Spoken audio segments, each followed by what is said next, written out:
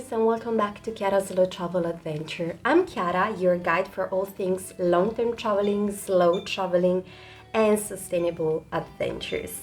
Today I'm taking you to a journey to discover one of China's hidden gems. Well, actually, two hidden gems. One is Inner Mongolia and the other one is Harbin, a city very near the border with Russia in the northeast of China.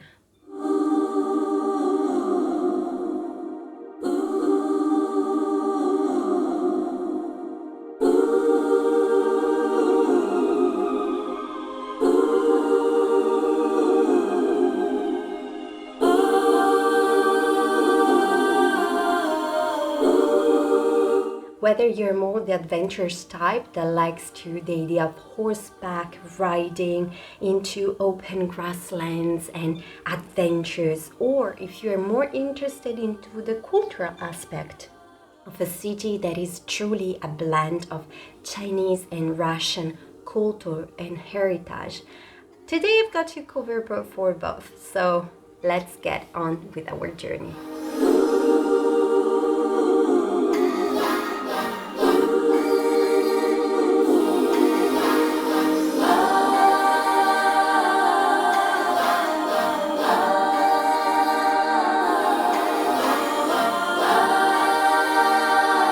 Let's start with why these places should really be on your radar for your next travel adventure in China. Let's start with Inner Mongolia. Inner Mongolia is also called Caoyuan, the land of the grass, so grassland, and that is a very vast area that covers a big portion of China, in the north of Beijing, through all the way to the Gobi Desert. That area is mostly famous for, of course, its grasslands. So picture beautiful, basically endless lands of grass and rock mountains, and think all the way to the Gobi Desert with its white dune. Imagine an area where you can find nomadic yurts from the Mongolian people, where you can try things like archery, horseback riding, quad riding. Think about all the adventures outside of the hassle and the bustling of the noisy cities. Especially in China, this is a great destination if you're just tired of having so many people around all the time. The cities can really take like a lot out of you after a while. This is the exact opposite. And Inner Mongolia, to be honest, has been one of my favorite places to visit in China.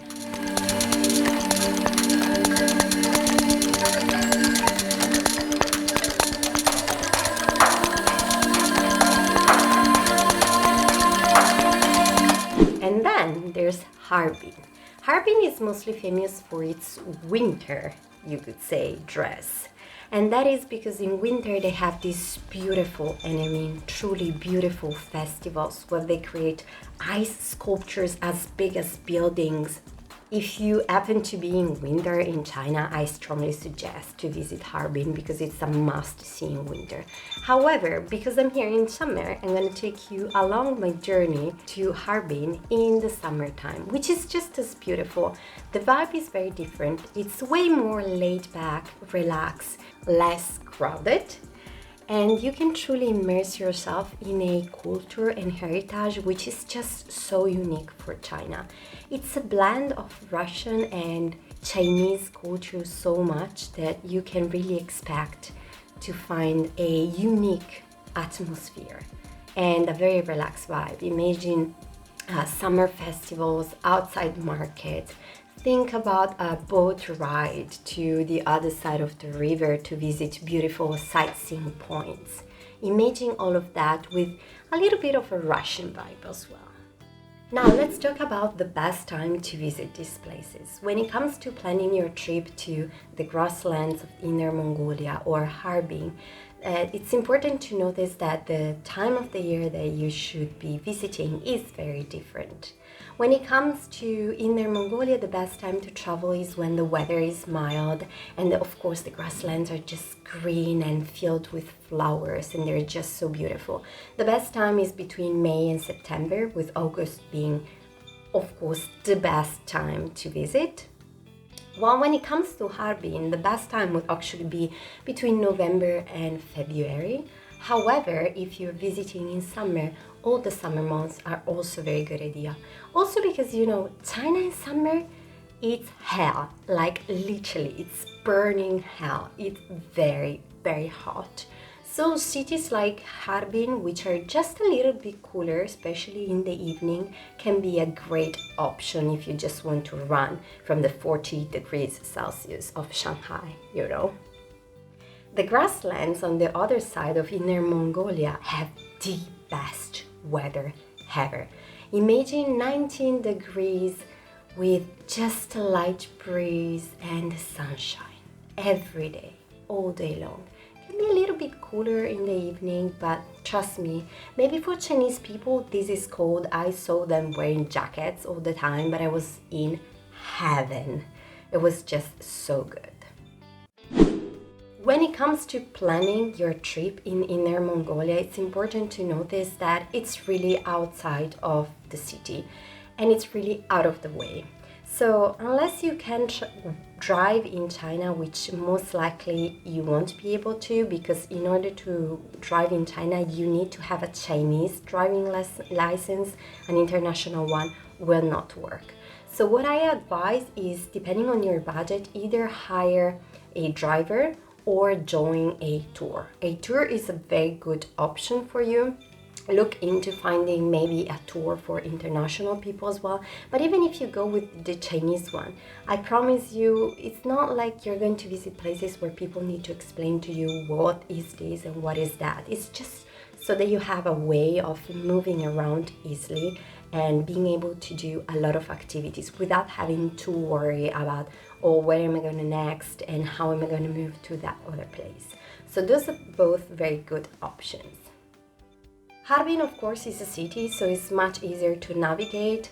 You can just get there by train. The high-speed bullet train is going to take you there from Beijing in 6 hours. And believe me, it's not long, like it's super far. So it's a fair distance. And there you can easily move around with public transportation, with taxis and Ubers. Ubers are very cheap and taxis are very cheap in China, so I don't think that would be a problem. But also public transportation is a good option as well. Also, in the city, you can easily walk anywhere. Like everything is pretty much, the most interesting places are all pretty much into walking distance, so don't worry about that. And don't forget to pack accordingly. When it comes to Inner Mongolia, you still want to carry something with you, like a light jacket or something for the evenings when it can get a little bit cooler. For Harbin, pack light. Think very light clothing during the day when it can get really hot. Not hot as in Beijing or Shanghai, but still pretty hot. So I suggest bringing light clothes and maybe something a little bit heavier. Nothing more than a sweater, I think it would work for the evenings. Also consider that bringing sunscreen. Sunscreen is very important both in Inner Mongolia and Harbin. They might not be cold, but the sunshine in China is no joke.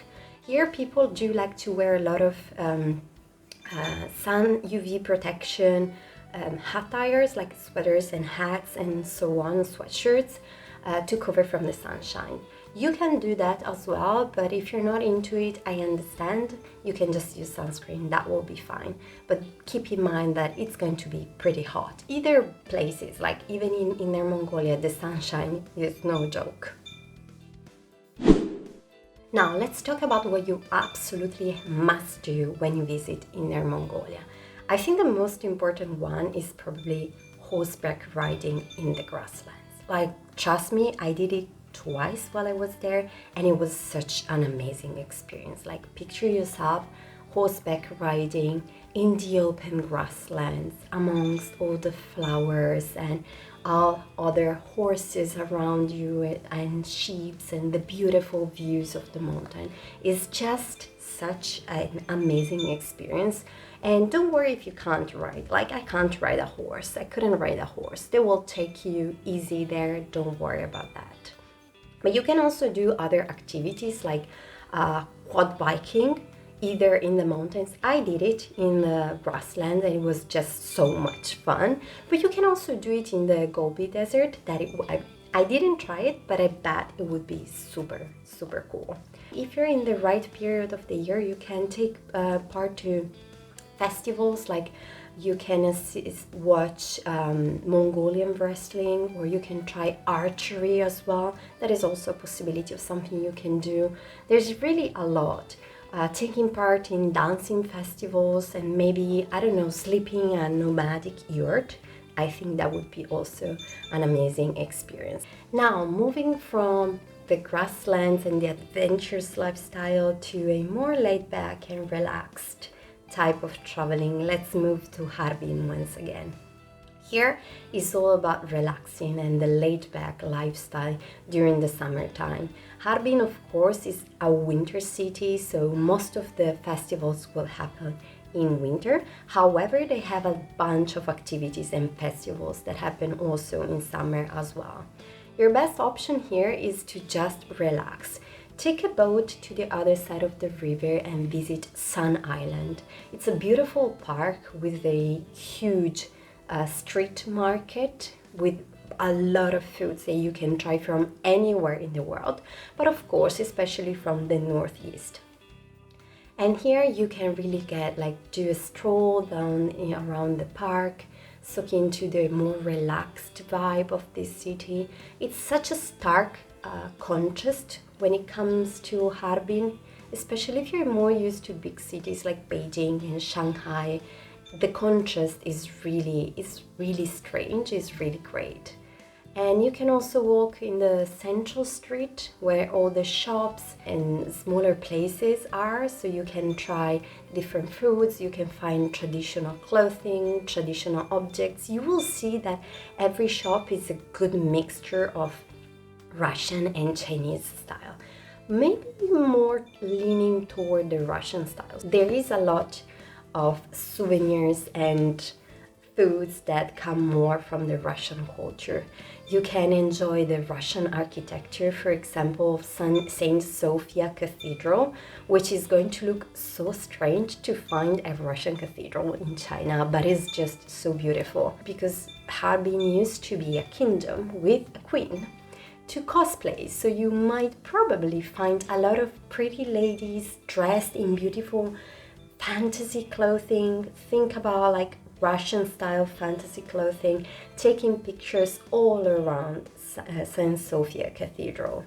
It's such a unique experience and something I never knew that I was going to experience in China. And of course, let's not forget one of our favorite topics, which is food. When it comes to Inner Mongolia, food in Inner Mongolia is just so unique. It has this more, nomadic style. So it's a food that has a lot of meat, and as I said, the tea milk is so tasty, and it's such a unique taste compared to other food that you might try and find in China. When it comes to Harbin instead, think about a mixture of Chinese and Russian culinary. So make sure you don't miss out on the best ones. Hachang, which is a place near Harbin, is famous especially for his grilled meat. And trust me, I tried it. It was so good. But in Harbin, you can find the famous sausage you can try, the Russian bread, and the ice cream. This also very popular, especially in summer. Is the best thing to have ice cream. But there's also a lot of a bunch of other foods. Just go ahead and try, because there's going to be so many restaurants selling food from local sources.